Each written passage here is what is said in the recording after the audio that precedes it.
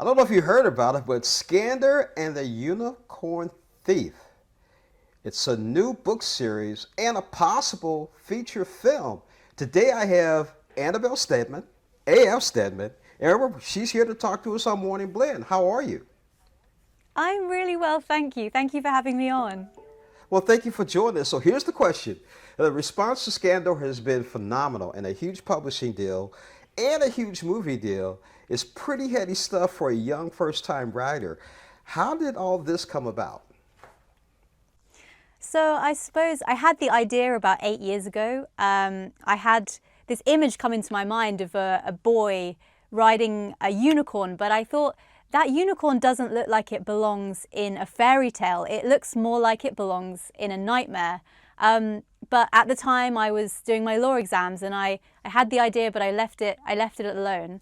And then about 3 years ago now, I wrote it and I tried to get an agent. I sent him an email with the subject line "bloodthirsty unicorns," and luckily he didn't delete it as spam. And yeah, we worked on it. I worked on it a lot during the pandemic, and we sent it out to publishers in September 2020, and they liked it. Well, some people are calling you the next J.K. Rowling. How does that make you feel? Well, it's very, very flattering, but also a bit daunting, I have to say. I mean, I'm just starting out. Skandar's journey is just beginning. But, I think if people are getting excited about it, if we can get kids reading it, then that's all I'm here for. That's why I do this. Now, where did the idea come from? I think I've never really liked the fluffy rainbow kind of friendly unicorns. Even when I was growing up, I didn't like them. I preferred dragons and phoenixes and kind of more scary creatures. So I think I really liked the idea of changing unicorns a bit, and I've never trusted that they were nice because they have a horn on their heads, right? It's a weapon, and I like the idea of doing something different with them. Now, you studied at Cambridge. Tell us how all this journey began. So I've always wanted to be a writer.